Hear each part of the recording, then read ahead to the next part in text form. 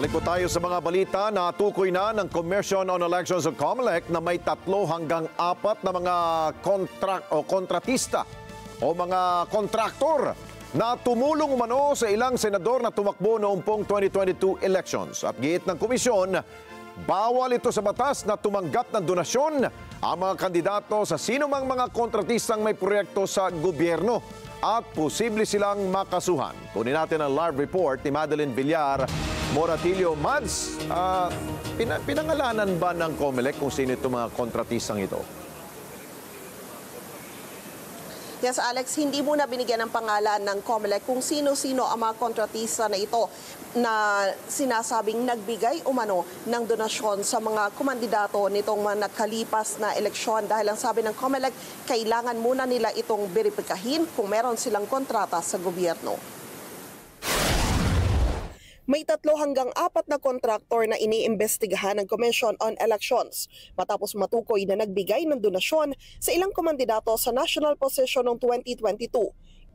Ito ang kinumpirma ni COMELEC Chairman George Garcia matapos magsimula na ang kanilang motu proprio investigation sa mga kontratistang nagbigay ng kontribusyon sa mga kumandidato sa halalan.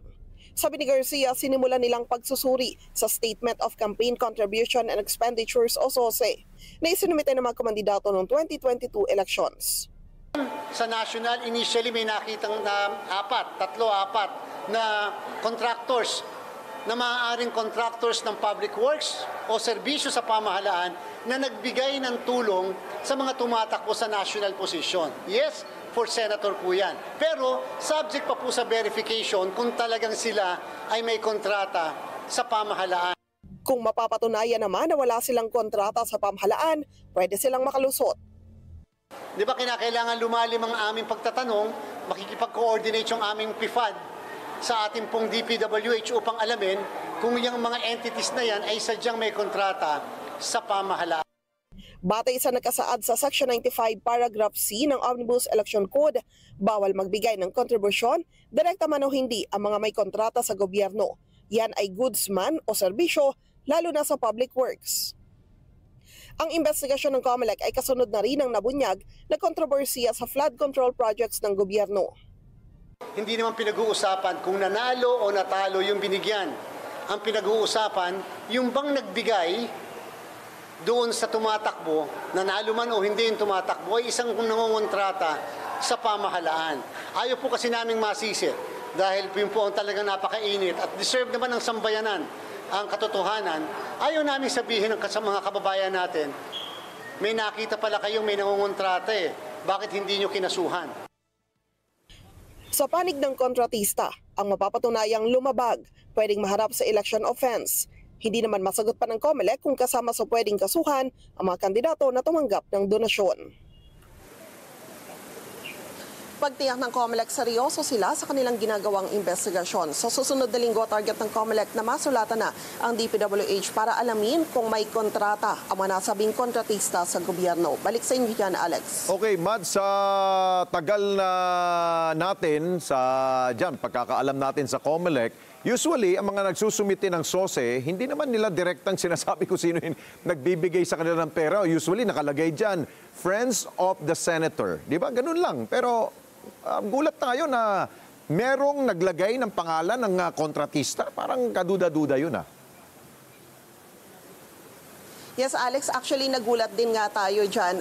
Maging si COMELEC Chairman George Garcia, nagulat din na naglagay mismo ng pangalan. Hindi niya sinabi kung ito bang 3 to 4 na ito ay pangalan mismo ng kumpanya. Pero ang sinasabi niya, meron dito sa mga binabanggit niyang bilang yung kumpanya mismo yung inilagay. Kaya gusto nilang malaman direkta sa DPWH kung meron itong naging kontrata o existing na kontrata sa kanila sapagkat ito raw ay patungkol sa public works. Sabi nga ni Chairman Garcia kanina, sa tinagal daw niya na pagpapractice ng election bilang isang election lawyer ay wala siyang nakaharap na ganito. Kaya first time din ito para sa kanya. Oo. Nabanggit ba rin yan na meron bang amount o ano bang anong paraan ng pagbigay ng tulong doon sa kandidato? Hindi rin muna niya binanggit ito, Alex, para dahil kasi i-verify para muna nila ito kung kaya ayaw niya munang magbigay ng iba pang mga impormasyon patungkol dito. Okay, siguro panghuli, Mads, no, dahil narinig natin kay Chairman na posibleng yung mismong nagbigay, no, yung private individual ang posibleng makasuhan. Doon ba sa parte ng mga kandidato, manalo man o talo, sila ba ay may pananagutan rin ba doon? Ano bang sabi ni Chairman? Yun nga raw yung gray area pa sa ngayon, Alex, hanggang ngayon at hindi masabi ng COMELEC kung paano yung magiging parusa doon sa mga tumanggap sapagkat hindi kasi yan nakalagay sa batas. Pero ang sabi niya, sa huli, yung COMELEC pa rin naman daw yung mag-i-interpret kung ano yung nakalagay sa batas. So abangan daw natin kung sakasakali na merong makikita talaga na paglabag yung COMELEC. So wala siyang pahapyaw na sinabi yung 15 binanggit ng Pangulo, wala doon sa pangalan na yun, Mads? Oo, ayaw niya magbigay talaga ng pangalan, Alex. Siguro para safe na rin kasi kailangan daw muna nilang i-verify talaga sa DPWH. Kasi sabi niya, may mga private company naman daw kasi na hindi talaga kumukuha ng kontrata sa gobyerno. Kaya sabi niya, para patas, kapag na-verify talaga namin, sa kanilang namin papangalanan yung mga kumpanya na ito. Okay, maraming salamat sa Madeline Villar Moratillo. Mata natin, jump po sa Commission on Elections.